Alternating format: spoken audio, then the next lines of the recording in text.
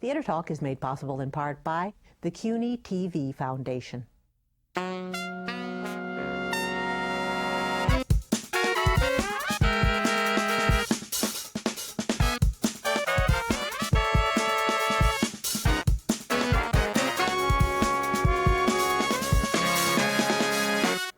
From New York City, this is Theater Talk. I'm the show's producer, Susan Haskins. And I'm Michael Riedel of the New York Post. We've invited some of our favorite Broadway pundits to talk about the performers and shows that made a big impression on them this season. So stay with us tonight for our Critics Cavalcade. This hamster makes the most god-awful racket all night long and then spends the whole day fast asleep. Henry was in a lot of pain last night. He was being driven crazy by the noise that the hamster was making. And to tell you the truth, I've wanted to get rid of it for a while now.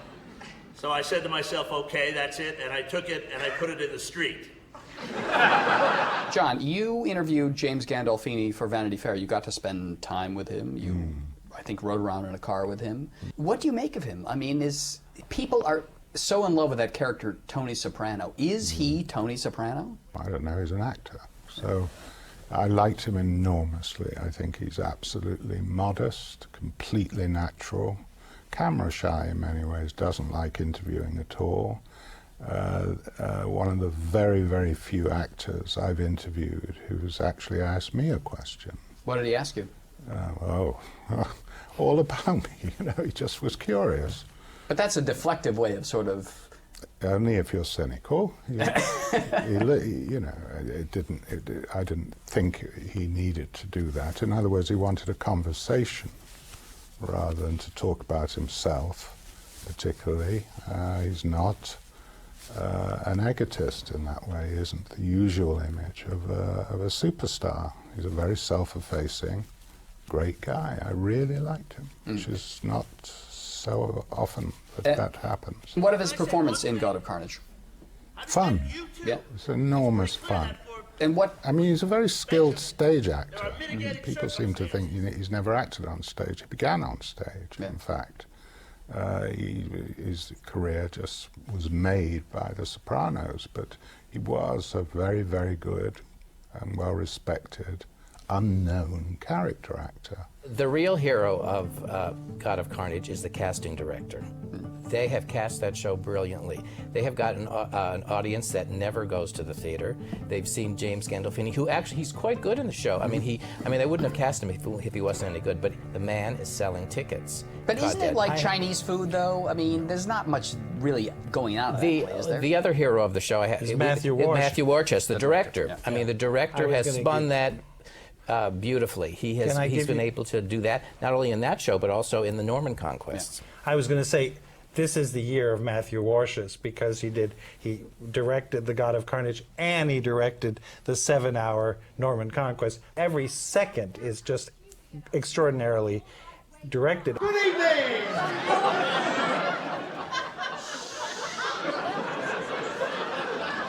I heard you were dressing for dinner. Good evening. Carry on. Talk among yourselves. No, Norman, not there. Is that my father's suit you've got on? If he was a man with extraordinary arm and inside leg measurements, yes indeed. Matthew Warchus, to me, is the hero of the season. I love his work because it really shows what a great director can bring to a play. I don't think God of Carnage, the play, and Norman Conquest are that, as plays, they're just not that interesting to me. And Boing Boing last year. And I loved all three productions because he completely transmogrifies the material with such precision and a great eye for the way people move on stage.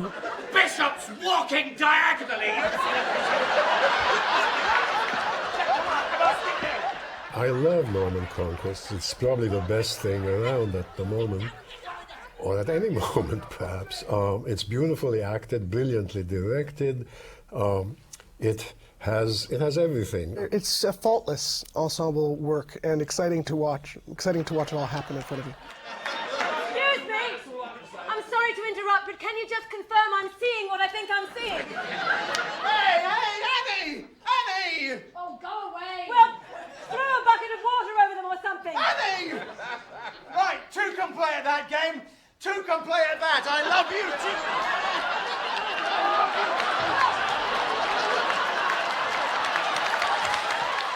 Do you think the British directors are head and shoulders above American directors on the whole? Absolutely not. Why? And it's a snobism to take them en bloc, en masse, and say they're better. I mean, look, what frequently happens is they go wrong. I don't think, for instance, Tony Page, who's a veteran British director, does a good job with Godot at all. Why? Why? Well, first of all, it has an appalling set. It's ludicrous. I mean, the curtain goes up and you're in a moonscape of bad plastic rocks all over the place. It's completely opposite to the meaning of the play, actually, which must be set in a void. So already there you have a dumbing down, but the two leads weren't really acting on the same planet. Nathan Lane and Bill Irwin. Nathan Lane and Bill Irwin. You basically, you have, you know, good old reliable Nathan, and he's great. His note is a great note, and with a mime. And the depths of the play, the tragedy of the play, are completely absent. I loved Waiting for Godot. I thought this was the Waiting for Godot by which I will measure all other Waiting for Godots. And I really think that, as far as I'm concerned, it was the best production I'd seen. Funny, the more you eat, the worse it gets. With me, it's just the opposite. In other words? I get used to the muck as I go along. Waiting for Godot, as they say in this production, may be a masterpiece, but I don't know that you can tell from this production. Why? I found that the two main actors were mainly doing things I had seen them do Nathan before. Lane and Bill Nathan Irwin. Lane and Bill Irwin. The two smaller parts, I think, are much easier to do. Played by John Goodman, I think, is tremendous. I am Popso! Popso! And John Glover, I think, is tremendous. I disagree that they were doing the same thing they've always done. I believe that they were working together and doing the traditional vaudeville routines in a way that had a melancholy to it and a joy in it that I never saw, and I don't particularly like clowns. I don't really like the routines part, and they were touching me. And I thought that as a company, that they were working together as if they had been together forever. So I loved it. It's one of those plays that critics always say nothing happens twice. And that's true. In the first act, nothing happens. In the second act, nothing happens. But we've got a pretty classy quartet of actors on stage in this show. The skull, the skull, the skull! In Connemara, in spite of the tennis, the labours abandoned, left unfinished! The skull, alas, the stones! I mean, these guys are a classy bunch. And to see them do it, to see Nathan restrain himself, to do a performance that doesn't rely on shtick, and yet he's funny. Mm-hmm. And he's got the language down, and Bill Irwin has that natural pathos. He's just terrific. Critics may love all of this existential stuff, but audiences are going to be bored by it. Oh, I don't know. I mean, the roundabout crowd is a pretty tough crowd. The night I went, I was actually kind of astonished to see the crowd cheering the show. I think they didn't have their hearing aids properly adjusted. They were all, half of them were twittering with their hearing aids. You know, I have a little theory about this. The French gave up on theater. There's no theater in Paris. They gave up on theater about 1952 when they had a 1-2 punch. Beckett and Ionesco. Waiting for Godot. Beckett, Waiting for Godot. Ionesco with Exit the King. And now, 60 years later, Americans do things a little bit later than French people do. 6 years later, we have 2 of these shows which were raved about by some of the major critics. Everyone's going to go to them. Everyone's going to hate them, and everyone will decide they're never going to the theater again. The end. No more theater. I wanna rock, rock, rock. I want to rock, rock, rock, rock, rock. Yeah, I want. The thing is, if it's not for you, it's not for you. Is it? Rock of Ages, for instance. Yes. I mean, I thought that was the end. I thought, what are they doing? I mean, it was like being in New Jersey. No offense to New Jersey, but the thing is, it was a terrible, terrible show. Rock of Ages advances the art of musical theater beyond anything we've seen before. Why is that? Well, because it's such fun, actually. It's a minor detail. It's a complete mess, you know, and the director was nominated for a Tony Award. Over Arthur Lawrence. Over Arthur Lawrence, 91 years old, great genius. But no, she was selected, and the thing is a complete mess. They serve drinks during the show, you know, which may not be a bad idea these days. It's a complete mess, but it's such fun. They communicate the fun. And this was not my music exactly, but I loved it. 1980s, yeah. Yeah, I loved it, and I thought they kept it up all the way through. So I was very surprised to like it, but I did like it. But Mike, you're an expert on the musical theater. Is this an important show? I plead ignorance about this Rock of Ages. In the 1980s, I was listening to Hello Dolly and Fiddler on the Roof. Nerd.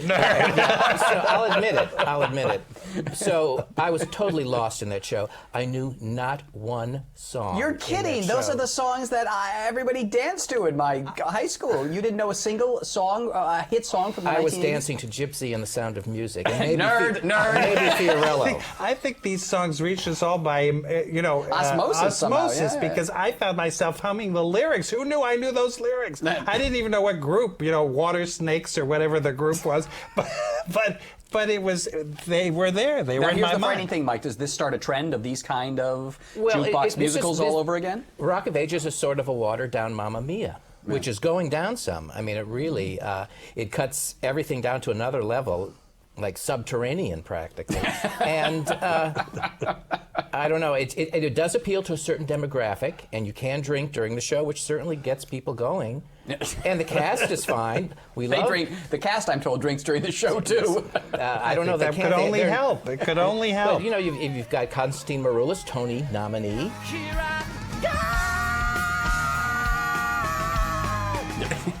And Amy Spanger, she's got a great body. She looks terrific on stage. So basically, you're telling me that the bar has been so lowered by Rock of Ages. Yes, I don't know where we can go now. I mean, is it music of the '90s?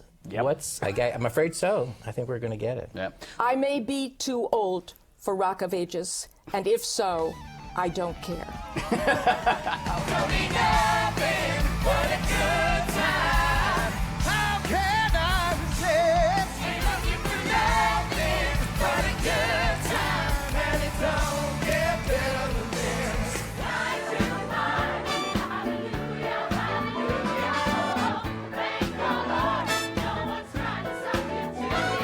A lot of the critics gave 9 to 5 a real pounding, but you liked it. Yeah, I like 9 to 5 because I think it perfectly fulfilled its contract of delivering an agreeable commercial musical. And for what it is and for what it aims to be, it really succeeds. But what does it aim to be? Does it aim that high? It aims to be an enjoyable night at the theater, an enjoyable musical. I don't think it aims to redefine the genre. It's entertainment, and as such, it perfectly works. I was pretty happy with it, and I really didn't feel like I wasted my time seeing it. What do you think about Dolly Parton's score? Can she write musical theater songs? I really think she does. In fact, I think she's been writing musical theater songs from the very beginning, since Jolene. The songs she writes are all story-based, and of all the pop songwriters around, she was one of the most naturally fitted for that. Not to sound sexist, but I've been told that women seem to respond to this musical 9 to 5 more than men do. Is that a fair point? I think it's fair. I think it's based on completely unscientific polling of friends who've seen it and who are women. They really enjoyed it, and the fact is the critics are overwhelmingly male, and we look at a show. It would be insane to pretend that we don't look at a show through the lens of who we are. So for you, it's Dolly Parton who is the engine of the show, who really delivers the goods. It is Dolly Parton, and it is the cast. It's really very good cast. It's kind of like Wicked for the over 35 female. There's some kind of a delicious pleasure in seeing Mark Kudish get justice meted out. And it's a lot more fun, actually, than the film that's become so iconic. There's a lot more than moving around a corpse in a back seat. Dolly's music is delightful. It stays with you. And there's a real adrenaline rush, actually, in seeing women bond together. It is a sisterhood is powerful musical. It's a shame that so many men reviewing that can't see it. They missed Wicked. I think they've missed 9 to 5. I hope women go despite them because they'll find, as I did, a surprisingly good time. So does this mean, Matt, that male critics are sexist? Because they No, don't it like 9 does. to 5. No, it does not at all. I actually like Wicked, and the fact is, 9 to 5 is just a bad musical. The music did not. You are sexist. The music You're did not male. stay with me. Other than the title song, I can't remember anything really from it, other than the fact that I found it soapy and generic and just plain pitiful to actually listen to. Barbara, I have defend to this say, show. I like the spirit of it, and I thought that there were a lot of to have your pulse beat a little harder, to see the women triumph, to see them bond together, to see Allison Janney, a woman who sings worse than I do, be nominated for Best Actress, Leading Actress in a Musical, does give one hope. She's in the Rex Harrison She's in Rex category. Harrison mode. May I say, she looks spectacular in that white pantsuit. So do you really think, though, that this musical it will divide men and women, that women just like to I think it see has. women stick it to the boss? I don't think so, but I think that women sticking it to the boss, as creatively done, is fine. But I am struck by how it divided among gender lines in Was this it case. really that much divided, as Wicked. though? I think it was It divided. got panned. I can't think of one good review it Not got. by Elizabeth Vincentelli, Elizabeth who's gave the it critic for 3 the New York stars. Post, and Linda Weiner, the other female critic from Newsday, Exactly, was exactly. not unkind to it. Exactly. No, honestly, I really think it's a case of men not seeing it or being smarmy about it. Ben Brantley in the Times, give me a break. I mean, it was the sarcasm. It just overdone, and I just had a sense as I was watching it. When I watched saw Wicked for the first time, now I know, Matt, you liked Wicked, but many men Not didn't. that much. They didn't get it. And I knew that this was important. Now and then, it's nice to see something that you can get excited about. I will say this about 9 to 5. If the producers can pull it together, 75% of the people who buy tickets to a Broadway show are women. Actually, we had 66%. Perhaps it's changing as we speak. Yeah, right. Maybe you're considering The the gay vast men. majority of people who buy Right. tickets Over to Broadway 60%. shows I know. are women. And if they can tap into that crowd, I think 9 to 5 can work.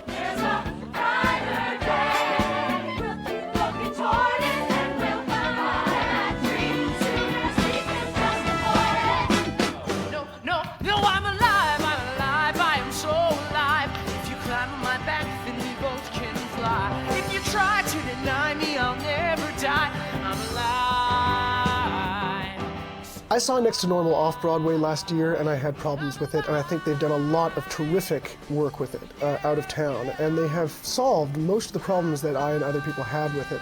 They've homogenized it a little bit, they've evened it out, they found the right combination of meds, if you will, and they've made it now into what I think is a very powerful show. I think Next to Normal is an emotional show, I think it is an adult show, I think it takes subject matter that you don't usually see in a musical. A woman who's suffering from bipolar disorder. From severe psychotic bipolar disorder, really closer to schizophrenia from the what she manifests on stage, and treats it in a serious way, but in an accessible way. And I think that the score really taps into what it's trying to dramatize. I think that the sound of it has a lot of sort of 70s rock influences, which sound like the way the characters would musicalize their own experience. And John, you weren't taken with this bipolar musical? No, I loathe Next to Normal. Everything about it is wrong. The book stinks, the lyrics stink, the music super stinks. The set is ridiculous, has nothing to do with anything. I can't say one good word for it, except I like the leading actress. Next to Normal is a beautiful and brilliant new American musical going into new territory in terms of this bipolar, depressive mother. I think it is one of the most. What do you mean new territory? That's Mama Rose and Gypsy. Mama Rose was not bipolar. She had a narcissism situation. Well, there's probably a prescription medication for that now, too. Yes, but this is really a show that goes into contemporary American culture, to where we are now, to issues of medication, to crisis within the family. I like Next to Normal. I mean, but I like serious, serious musicals, and this one have really tried to say something about a very touchy topic, which is mental illness, how it affects a family, and these guys worked on it too. I have to give creative team points for working it in New York. Looking at the criticism, what critics said about it, taking it out of town, refining the show, and bringing it back to New York, to Broadway, no less. And Broadway's pretty tough on serious shows. And Next to Normal for you, Jacques? Are you interested in bipolar disorders? I rather disliked Next to Normal when it was at second stage. I hated Next to Normal on Broadway. I could barely stand it. And it's this endless thing about this woman and her pharmacologist. I say send them off so they can work out their formulas together. We don't have to sit there and suffer through it. It's a boring, dreadful, shrieking, tearing sort of play that has no relevance for most of the people, although supposedly a lot of people take pharmacological drugs, but really this was not anything I would want to sit through. I mean, it's really, I hated it. I hated Next to Normal. Alice Ripley in Next to Normal gives one of these, I think she's going to win the Tony, by the way. Yes. I think she's got it down. She gives one of those performances that's on edge. She gives her all. I mean, this woman does not stint. I hope her voice holds out, because it's a tough role, and she's on for just about the entire show. Everybody's just like Alice Ripley.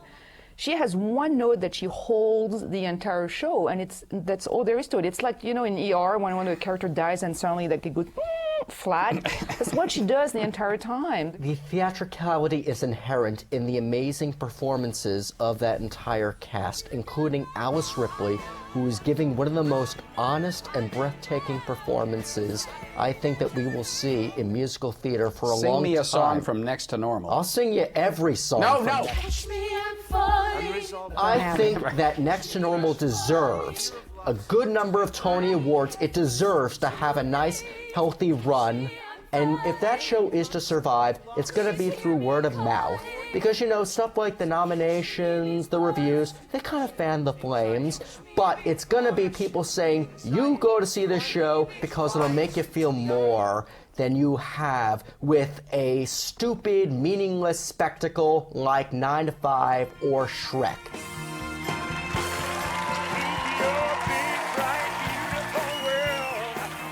I had a great time at Shrek. I thought it was very underrated by the critics. It's such a cheeky, funny piece of musical theater. David Lindsay Abair's book is quite amusing and sophisticated. It appeals to children, and yet it has a sophistication for adults. And I had a terrific time. I totally disagree. I don't know. It just seemed pointless to me. It was just another screen-to-stage adaptation. I didn't find the music very flavorful or interesting at all. And in terms of making changes, all they really did were make some insidery theater jokes. Yeah, I'm surprised, Susan, that you like Shrek, because you've always been one of these people who champions the underdog, the poor, the struggling artist. And Shrek is this billion-dollar production brought together by $1 billion company, DreamWorks, and here you are talking about it as if it were, a spring awakening. So I went into Shrek with great hostility because it was produced by DreamWorks, and it seemed to be this very privileged piece of adaptive cartoon theater, which Disney has abused so horribly in things like Tarzan and The Little Mermaid, and yet then I just loved it. I don't really care where a show comes from. If it comes from a corporate-minded entity like DreamWorks, or if it came from a bunch of struggling producers just barely trying to trek it and make it on. I don't care. That's not for me to really think about. I review what I see. And in terms of Shrek, I saw a pretty uninteresting entity that left me feeling bored and uninvolved and wishing I were at a better musical. I don't know, not a single song from Shrek really stayed with me. Yeah, sing me one song from Shrek. Let your freak flag fly. Let That's your because freak- you've probably been listening to the cast album since he was a tiny I know boy. why she lets Other thing with me is when they did "I'm a Believer" as the curtain call music. I love that. That's so wonderful. I'm the believer. Yeah, and that was a total admission of the inferiority of the score that they had to take. I see before me are freak flags flying. Most of the critics, the big critics, don't have families, don't have children. Big critics. Do you think that sort of blocks them in a way to appreciate something like Shrek, which may be pitched to a family audience and may succeed in pitching to that family audience? It's an interesting question. I think that you don't have to have a family to have some kind of hold on your inner child, and whether or not you're going to want to let that out. It's up to you. It's up to the critic. Let your freak